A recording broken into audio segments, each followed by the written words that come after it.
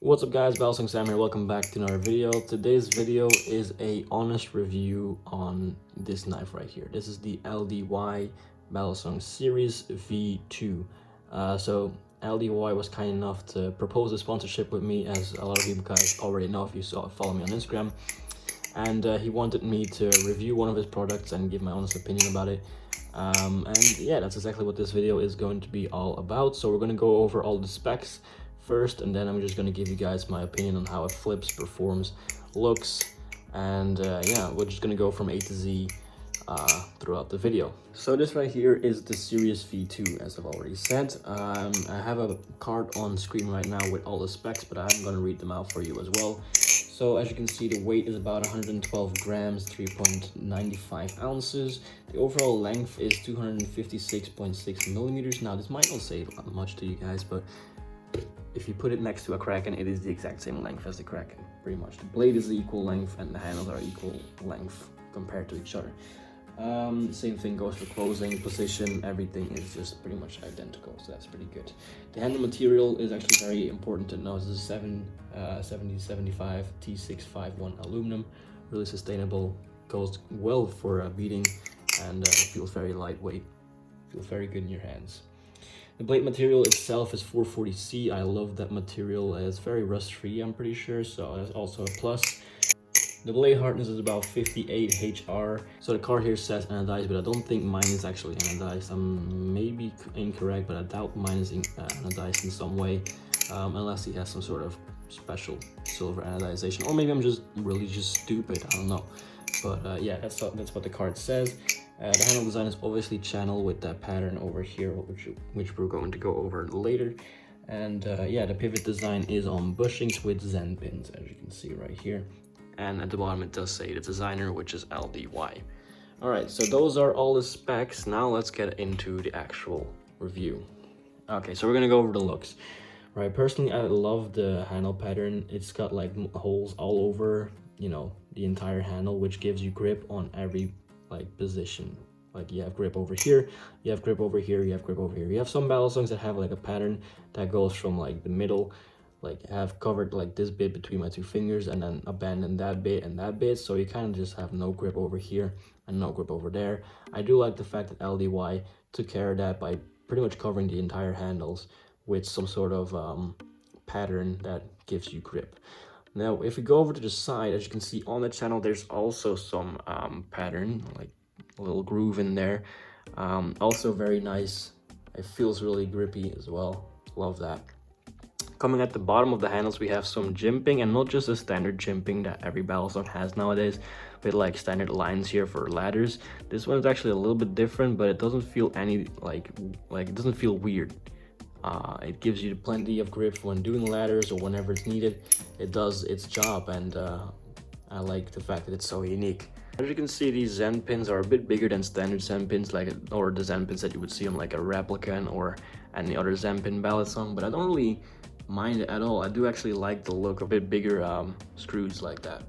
Now going on to the blade itself, as you can see, has a very nice design. I guess you could kind of say it's like a small alternate Bowie, maybe spear point, I don't know, that's what came up to mind. The spine is actually crowned and not chamfered. I don't know if I can show you guys this, but as you can see right there, it is crowned, and crowned basically just means it's rounded, and chamfered means that it has like a little plateau where it goes diagonally up and it has like a flat part and then it goes diagonally down.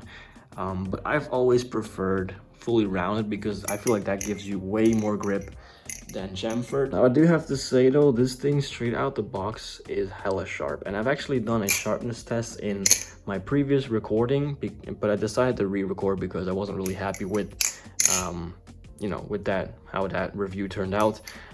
So that's why I'm recording it again.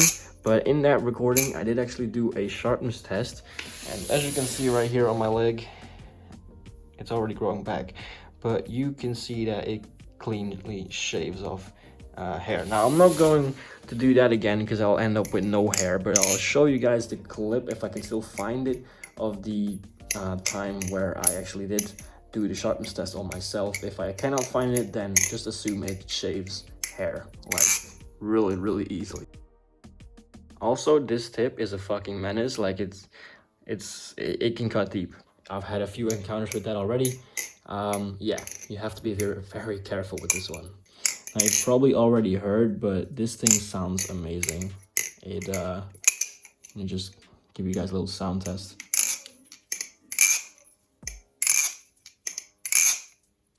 There you go. Wait.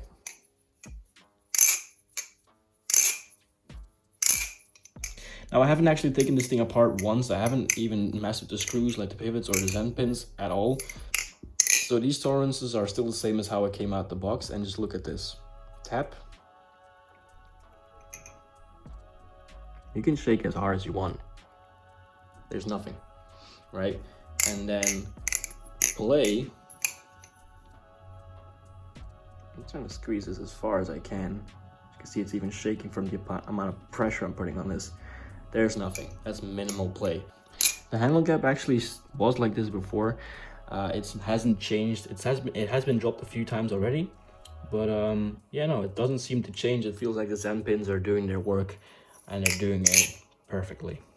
Now, in terms of flippability, aluminum and the pattern feels really nice. Like, it's very grippy, but it's also lightweight. It is, I would say, handle bias to maybe almost neutral. I don't know.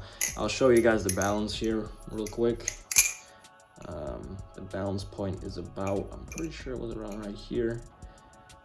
There you go. That's the balance point. Yeah, no, it does everything you want it to do really well.